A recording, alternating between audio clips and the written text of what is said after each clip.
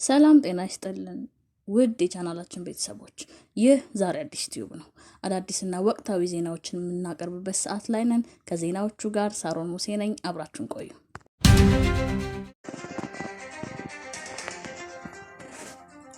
ኢትዮ ቴሌኮም ዘኔክሰስ የተሰኘ አዲስ የስልክና የኤሌክትሮኒክስ መሳሪያ ይፋ አደረገ።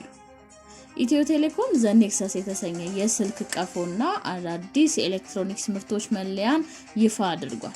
የኩባንያው ዋና ስራ አስፈጻሚ ፍሬህይወት ታምሩ በዚህ ወቅት እንዳሉት ተቋማቸው ዲጂታል ኢትዮጵያን እውን ለማድረግ በርካታ የቴሌኮም ማስፋፊያዎችን እያደረገ ይገኛል።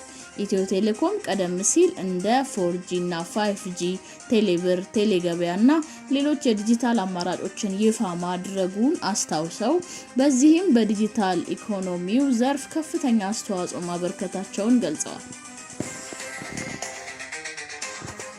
ኩባንያው በቀጣዩ 3 ዓመታት ዲጂታልና ከዚያም ባሻገር በሚል መሪ ቃል አዳዲስ ቴክኖሎጂዎችን ለማስተዋወቅ እየሰራ እንደሚገኝ ጠቁመዋል። በዛሬው ዕለት ይፋ የተደረገው ዘኔክሰስ ቴክኖሎጂ የዚህ እቅድ አካል መሆኑን ነው የገለጹት። ዘኔክሰስ ዲጂታል ቴክኖሎጂ በቴሌክላውድ ብቻ የሚተዳደርና በርካታ መተግበሪያዎች ያሏቸው ዘመናዊ የስልክ ቀፎችና ኮምፒውተሮችን ያካተተ ነው።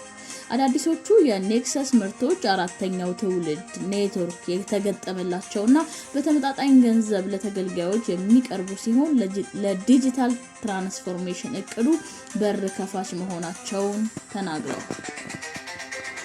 ወቅታዊና ታማኝ ዜናዎችን ለማግኘት ዛሬ አዲስ ቲዩብን ሰብስክራይብ፣ ሼር